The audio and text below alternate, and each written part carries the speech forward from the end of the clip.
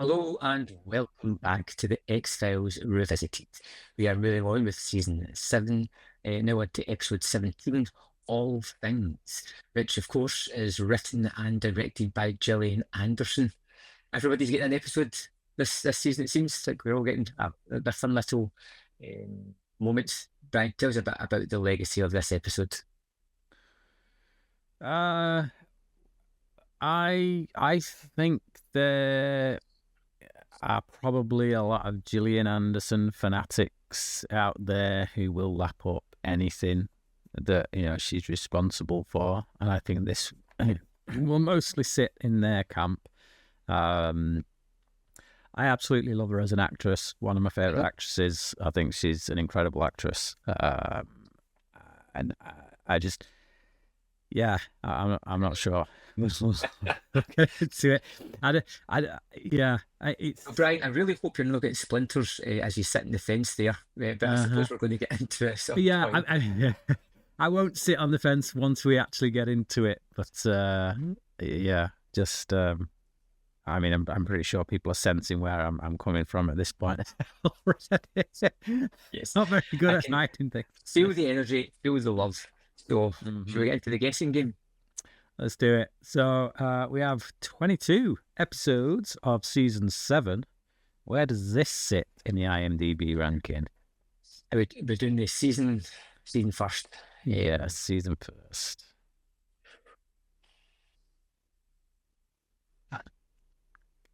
14. 19. 19. Yes, so it beats out 2 episodes that we've already had, Signs and Wonders and First Person Shooter.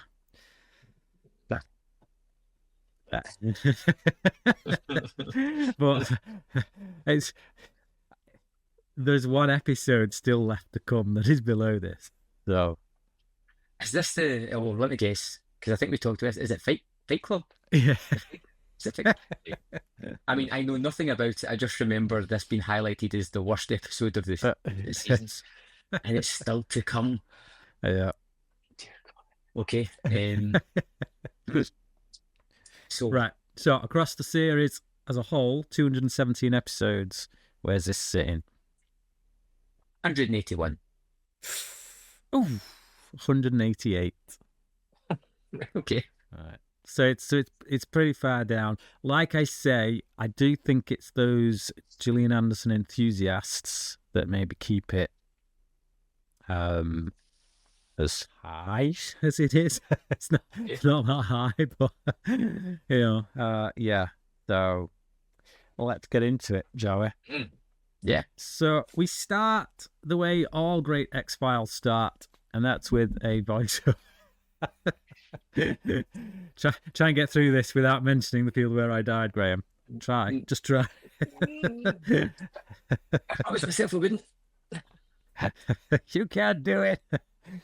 So yeah, a really maudlin voiceover.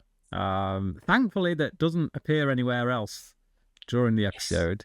I always worry when it starts in the opening that it's going to keep coming in the episode, but thankfully here, no. Just the introduction.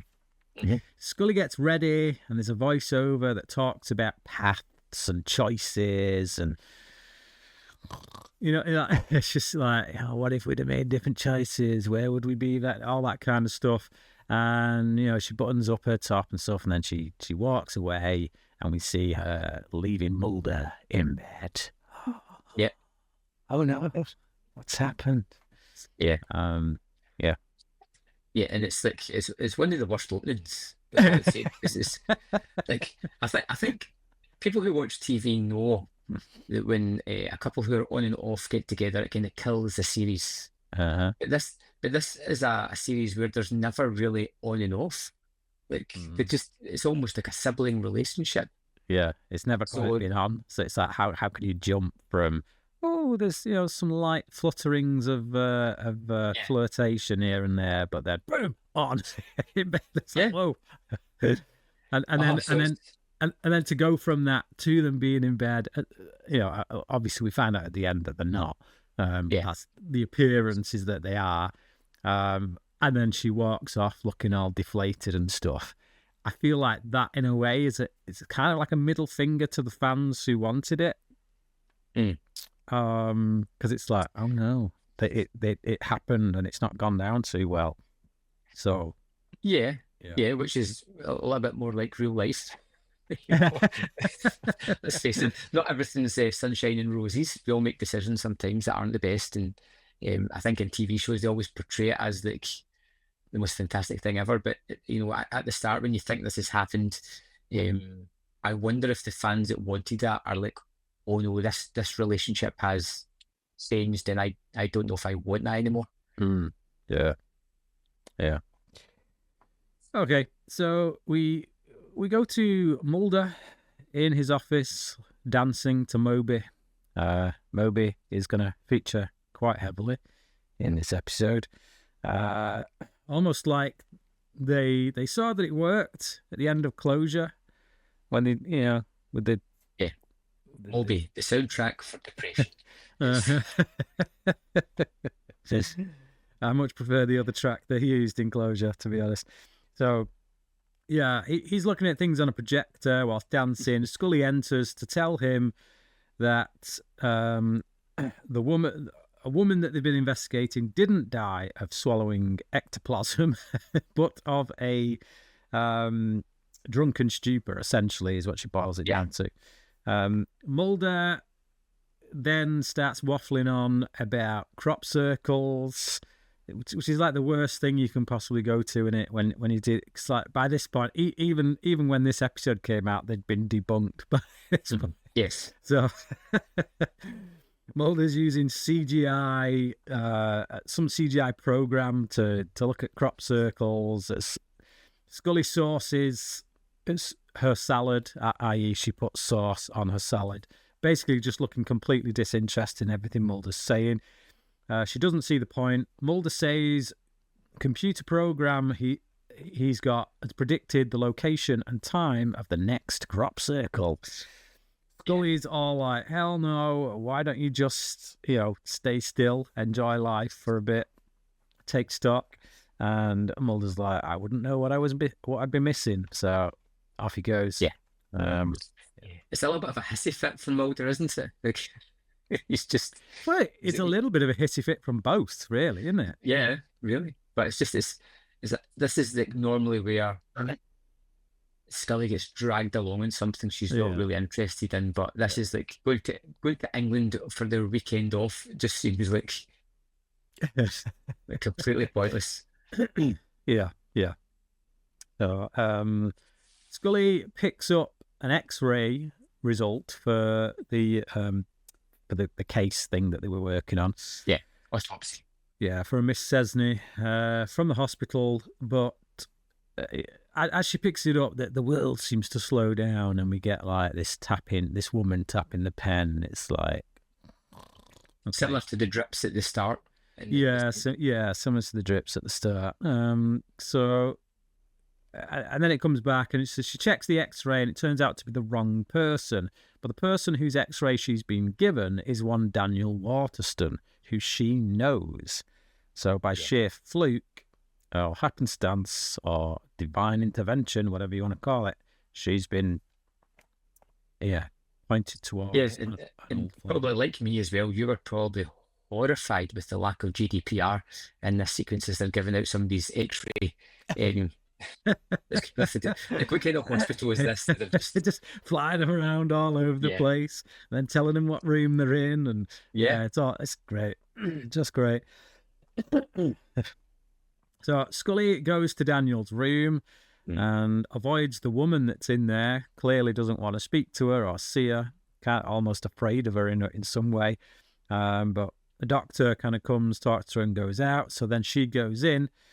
And stands there looking at Daniel, and then the doctor comes back and catches her looking, says Daniel mentioned her before going to sleep, whatever, and Scully leaves before the doctor can let Daniel know that she's there. Like the doctor said, do you want to wake him up, let him know you're here? And she makes excuses and off she goes. Yeah. So clearly an old relationship that's got some kind of strain going on. Heavy baggage, yes. Yeah, heavy baggage.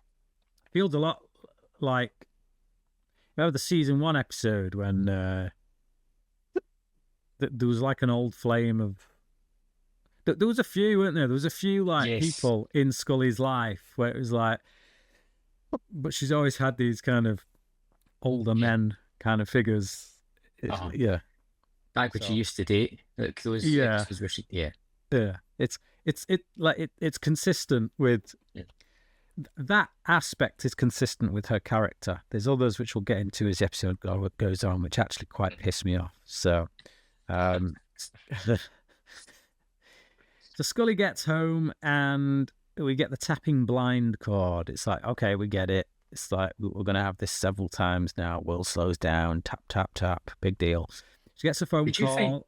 Did you find these annoying? Yes, I did.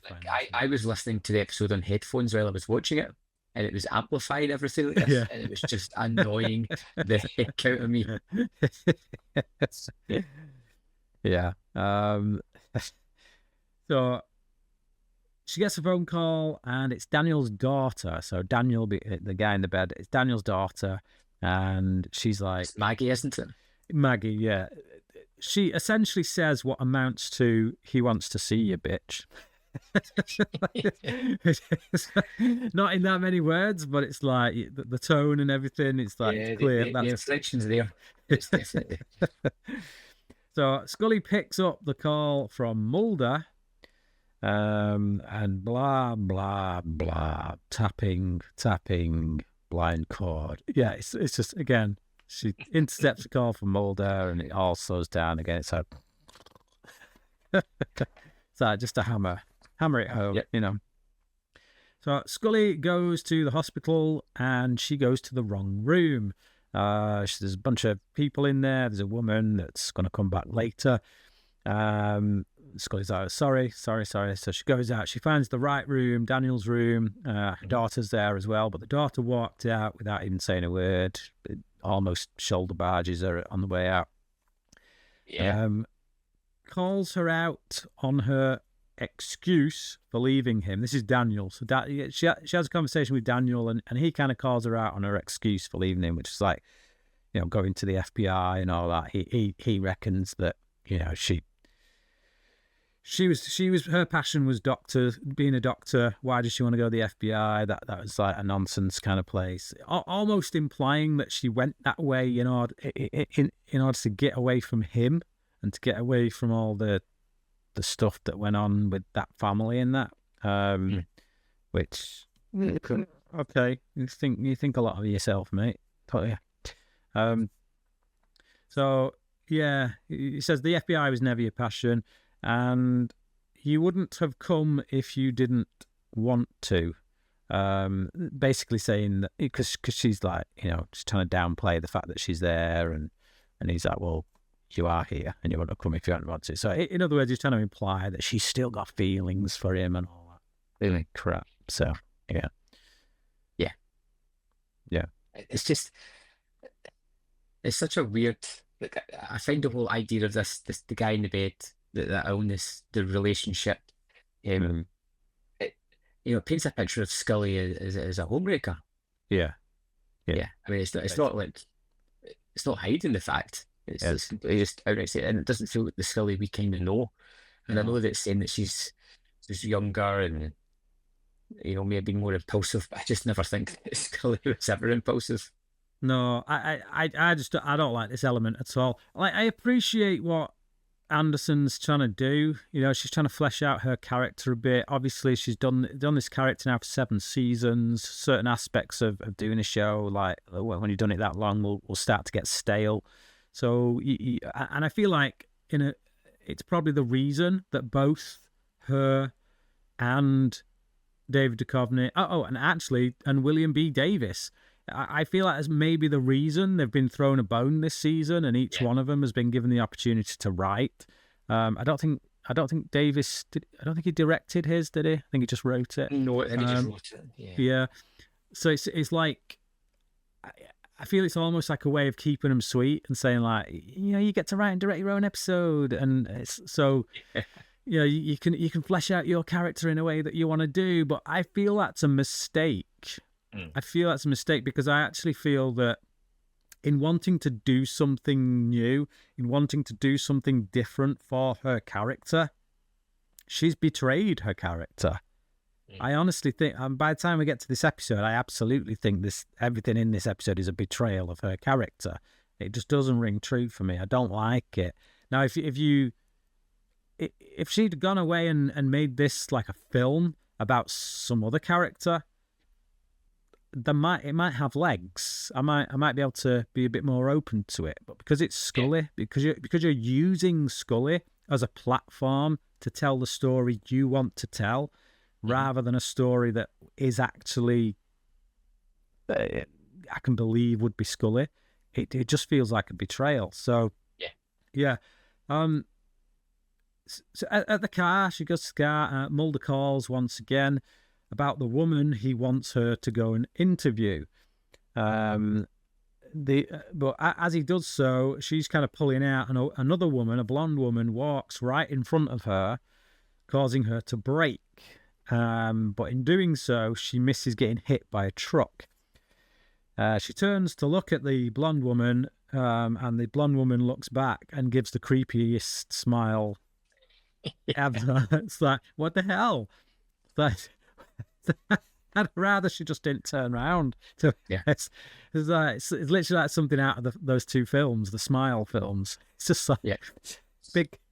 Yeah, I was to say, I've never almost hit somebody and they've turned around and smiled at me because of it. If I've ever been close to that, that's the last response I'd be expecting. Yeah, maybe a middle finger or something like that, but. Yeah, beating the car, shouting, swearing. Never a smile and a nod. Yeah, I mean, clearly the implication is that this is some kind of angel. It saves her. It points her into the right direction at various points in the episode. Turns into Mulder. It's like, yeah. So Scully gets to the researcher's house that Mulder wants her to interview, and it turns out to be the lady whose family she walked in on at the hospital. Scully doesn't want to go in because she's still shaken from the near car accident, but the woman goes to get her papers. Then she gives Scully a lecture about an intelligence being in all things, and how it tries to teach us things even through near accidents. And she says you might want to slow down. She says it like really kind of... I don't like the way she says it. It's almost like you might want to slow down, love. Bloody hell. That cat, she's got like that bitch face kind of thing going on. But she closes the door and Scully drops the papers. And then... chakras. Sorry to anyone who believes in this, but I just find it to be utter hogwash. Heart chakra. So one of the things she sees is a heart chakra, and right, I hate all this stuff. I really do. Like, if you want to make a film about Buddhism, go make a film about Buddhism, but Scully is a Catholic. She is a Christian character. She has a Christian faith. She carries a cross around her neck. She believes in Jesus. One would assume, given that she's Catholic, that would be where her faith lies. So I feel like because Gillian Anderson has a very distinct interest in Eastern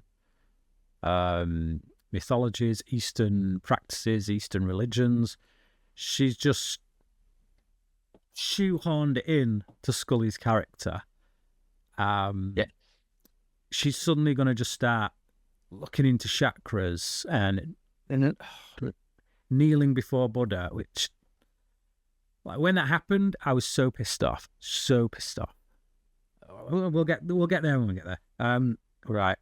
But all of this stuff, it's just really starting to annoy me. Like, again, if you were making a film about someone who doesn't have a faith or is on the fence or whatever, and they start looking into Buddhism, and you want to make a film about Buddhism, fine, that's fine. It's you know, I can accept that, but yeah, I don't find it as egregious as you do, because you're not, because you're not a believer, so you wouldn't. But if you made a film today about a Muslim who converted to Christianity, or a Muslim who started leaning on Christian practices, Christian ideas, instead of his Islamic ideas, that would create an absolute shitstorm amongst people. Like they go nuts about it. They'd say it's wrong. You'd say it was like pushing, Yeah. Anyway, so she goes to the hospital, and David wants more digoxin, prognosone, two drugs that I can barely pronounce, let alone know what they even are. But Scully gives a rational opinion, which kind of pisses off David's doctor, because she's all like, yeah, it's fine, you can give it him. It's like, because the doctor doesn't want to give it, and she's like, no, it's fine. And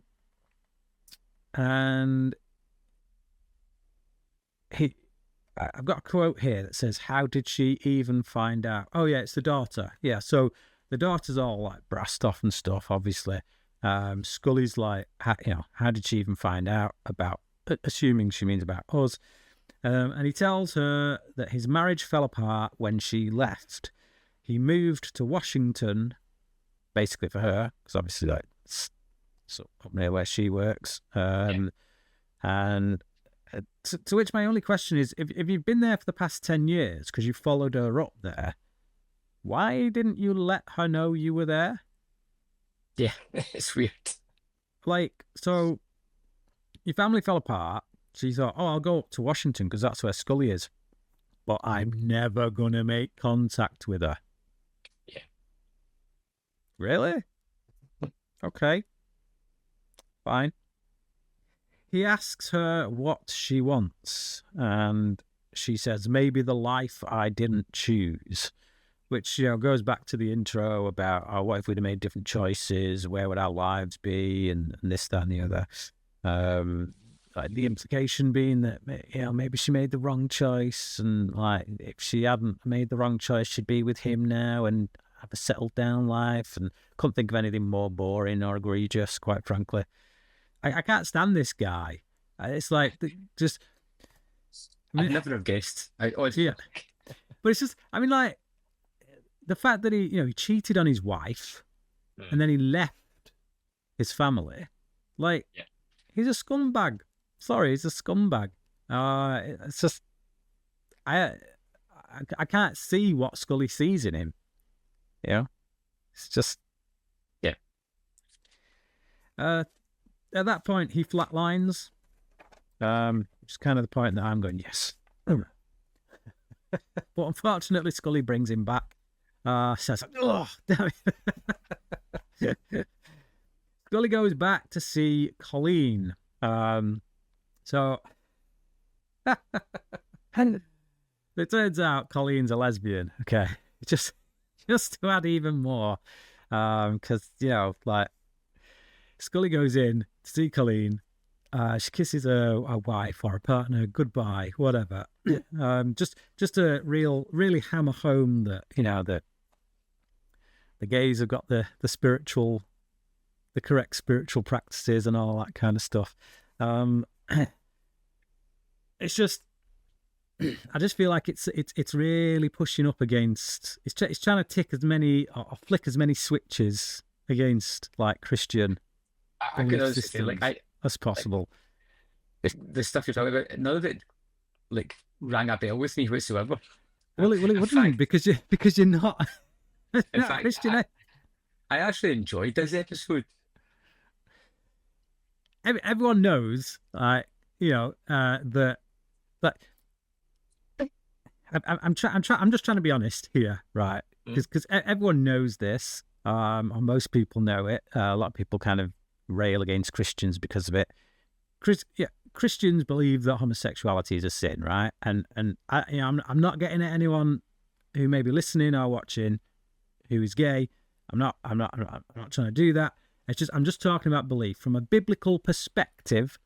Now, that doesn't mean anybody should go around hating on gay people. If you're going to do that, you're a tosser, you're an arsehole, you want to shut your mouth. And I'm purely talking about belief, okay? When we talk about Christian belief system, the Christian belief is that the intention from God for people is that, heterosexual relationships in marriage under God. That's the belief. That's the ideal. Okay.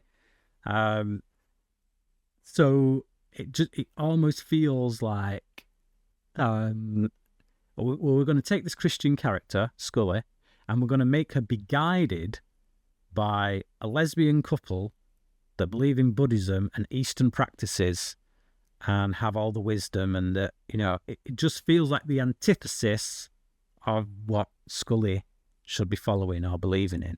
Okay. It almost feels deliberate, but that's why it winds me up. So Scully asks her about why she told her to slow down. And don't get me wrong, this doesn't mean that I don't think wisdom and I don't think that, good things and love can come from gay people. I'm not saying that at all. Okay. I'm purely talking about belief in, where we see our relationship to God and one another. So Scully asks her about why she told her to slow down. Then Colleen waffles on about some Eastern spiritual mumbo-jumbo to do with energies and auras or some rubbish about shame and guilt causing imbalance. Now, this isn't a purely Eastern philosophy. This is the thing, right?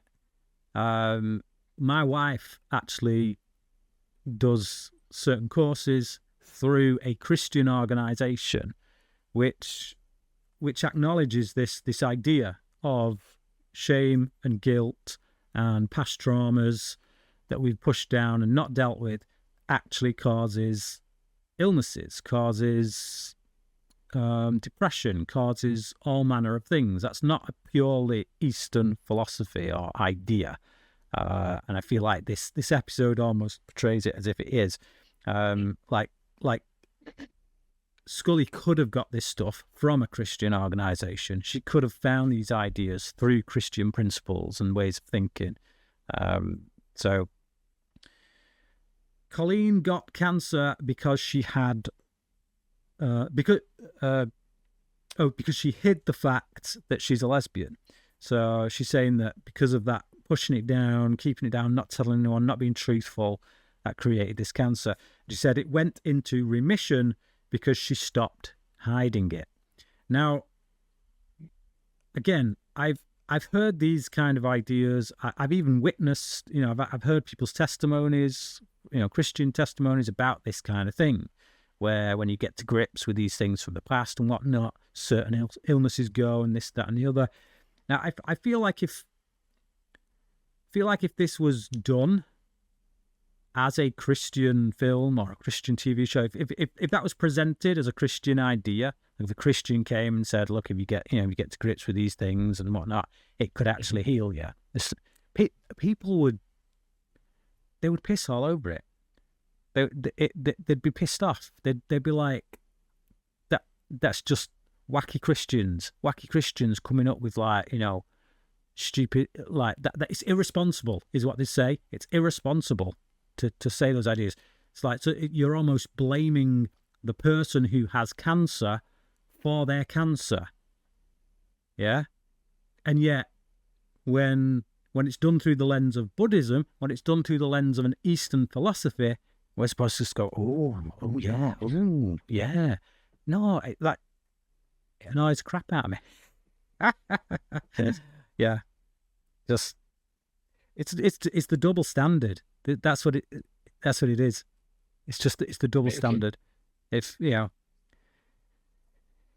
made a Christian film about healing, in which somebody was healed because of principles that came through a Christian belief system, people would poo-poo it.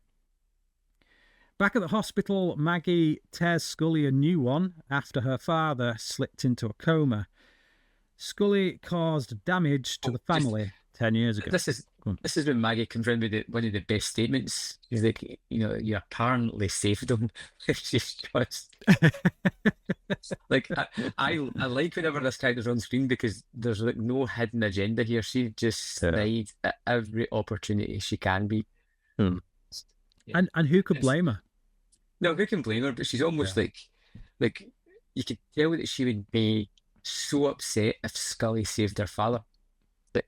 Yeah, She'd almost prefer that he died. Just to prove a point. Just to make a point. Which I thought was like hilariously wrong. But that's people are like that. Because he was literally dead, wasn't he? It was like, if she'd have left him, it's like, what is it better to be dead or be in a coma with the possibility of coming out of that coma? It's like, the way she reacts is like, you've done this to him. It's like, okay, I could have left him and he'd been dead for sure. Yeah. Yes. So we get a depressing slow-mo Moby walk where she walks out the hospital. It's like, boom, boom. Come on. She sees. So she stops. She sees the blonde woman, and she's just outside an apothecary. Can never say that word right. It's like, why? Why there? Why is that the particular landmark that we have to suddenly go, oh, she stopped outside an apothecary? Which is like, isn't that like all like alternative medicines and all that kind of crap? It's like Eastern kind of, again. I guess. Yeah. Right. So Scully runs after the blonde woman. She goes into a Buddhist temple, and this is the bit where I literally just want to throw my TV out the window. Where Scully kneels before Buddha, basically. I'm just,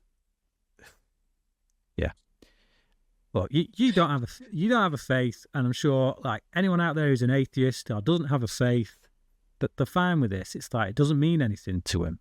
So it's all spiritual stuff is all just the same anyway. All religions are just the same anyway. I am of faith, and I find this quite offensive. Yeah. If it was different, if you did this today, and you did it different, if you had like, let's just call it out. If it was a Muslim and a Muslim came and knelt before Buddha, can you imagine what would be said of it? It's ridiculous. I find it offensive, and I find it a betrayal of the character, an absolute betrayal of the character. For the sake of whatever Gillian Anderson's beliefs are, I feel like she's let her own personal beliefs possibly affect the character of Scully. And it's just,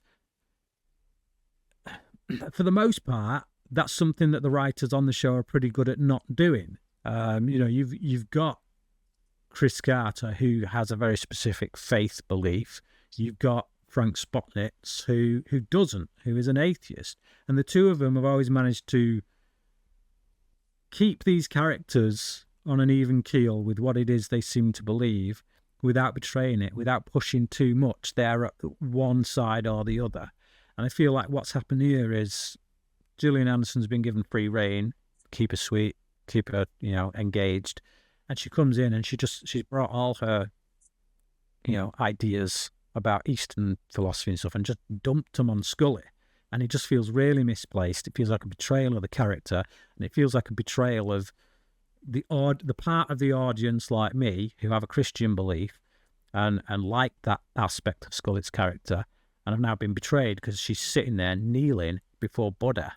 Anyway, she's kneeling before Buddha, and she has a vision of her life gone by. We see clips from previous episodes, and David lying naked in light with his inner organs showing. This was weird. Yeah. I think it's got something to do with all that chakra nonsense, but I don't know because. Right. Okay. Scully. Scully's first port of call isn't to get a priest to come and have that priest pray over him. No. Her first port of call as a Christian, as a Catholic, is to have a chakra healer come in and work on David. Like, what the... The doctor is not too happy about it, but the daughter allows it. So this, Scully's doing something that makes the daughter happy. The healer says that David is ready to move on, but has some unfinished business preventing him from doing so.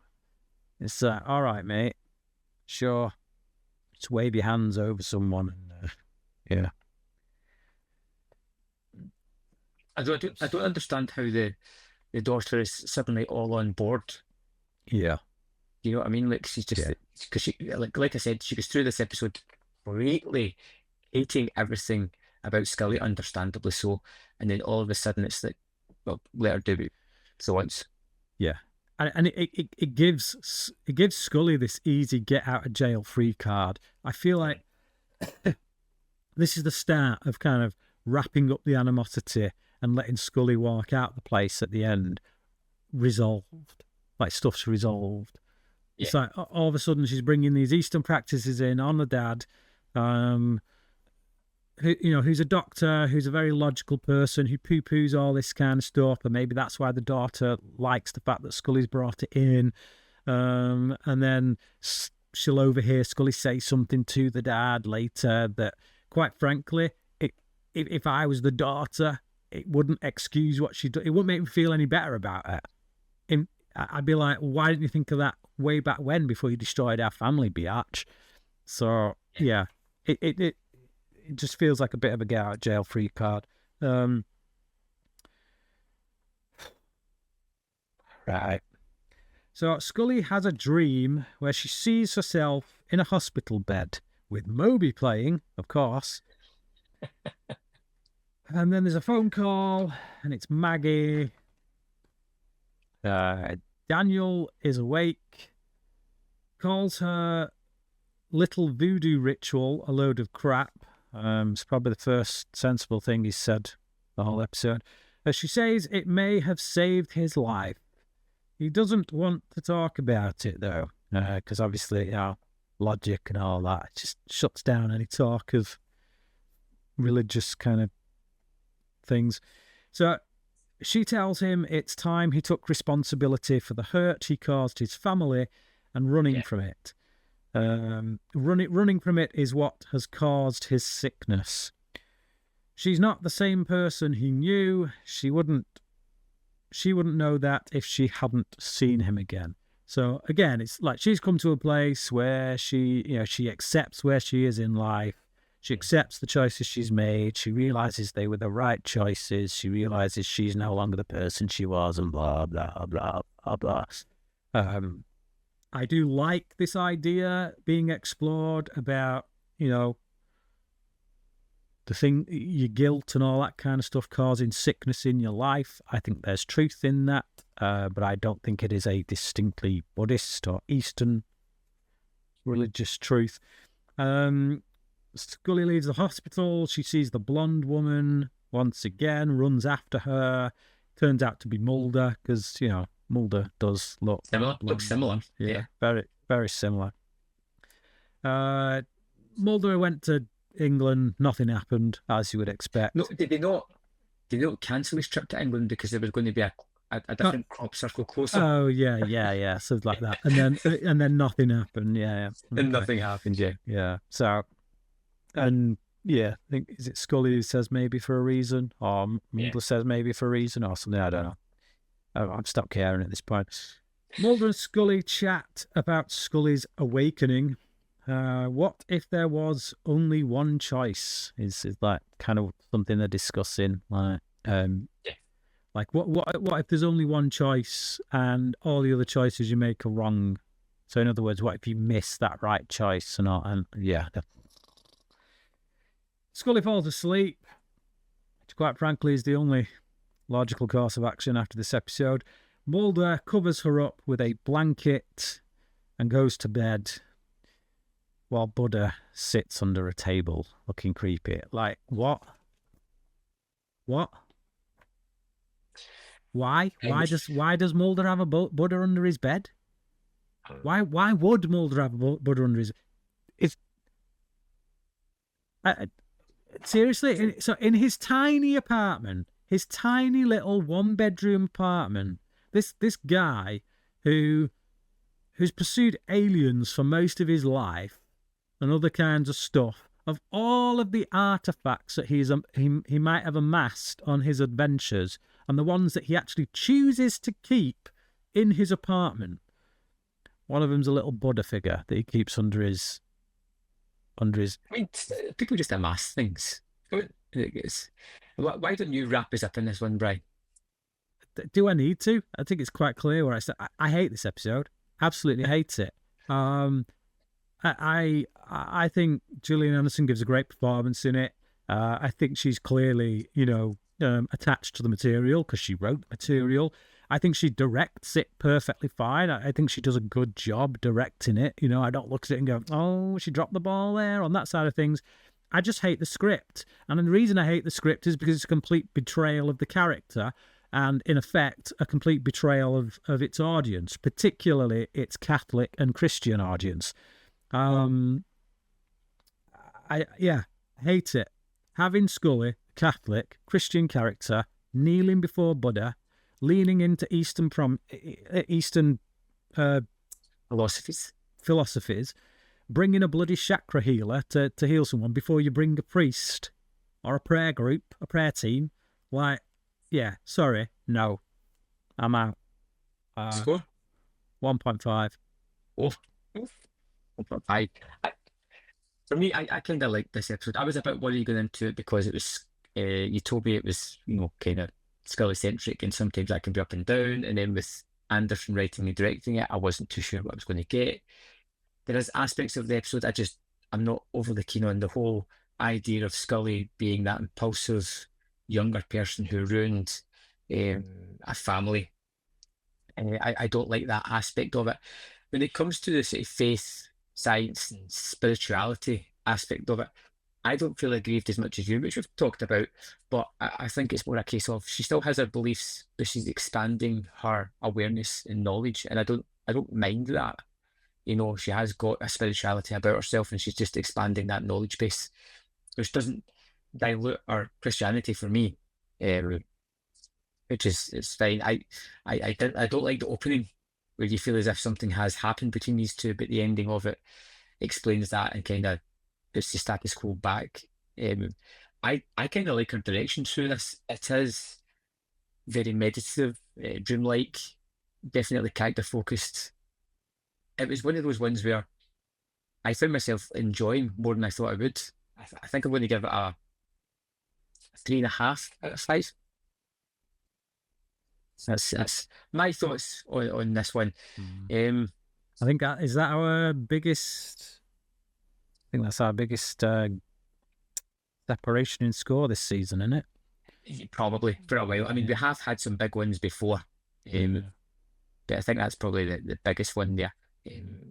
But tell me about Brand X. Are we going to have more spiritual shenanigans here? Are we going to have deep philosophical conversations throughout this episode? Are we going to look at the meaning of life? No. We're gonna have what I would call is like a bog standard X-Files episode, and as we saw with was it last week's episode with Chimera? Yes. Being a bog standard episode isn't necessarily a bad thing. It's about the tobacco industry. Think Michael Mann's The Insider, but with an X-Files bent to it. Yeah. And it also it guest stars Jigsaw. So Cool. Tobin Bell. Yeah. Yeah. So I'll tell you what, like, these are the kind of episodes that you would have had in the first 3 seasons where you'd have been like, I mean, it was fine. Yeah. But see now, if you tell me that, you tell me that's what's coming, and I'm like, great. Kind of crave them. Yes. I just want an average X-Files episode, man. Yeah. How was it? Fantastic. Average. No, that's terrific. So, as always, to everyone out there that watches or listens to us, we really appreciate your patronship. It's fantastic to have people join us in our journey through the X-Files Revisited. If you don't mind rating us or liking us on whatever platform you are enjoying us from, that would be terrific. And we'll see you next week for, what's it called again? Brand X. That's the one.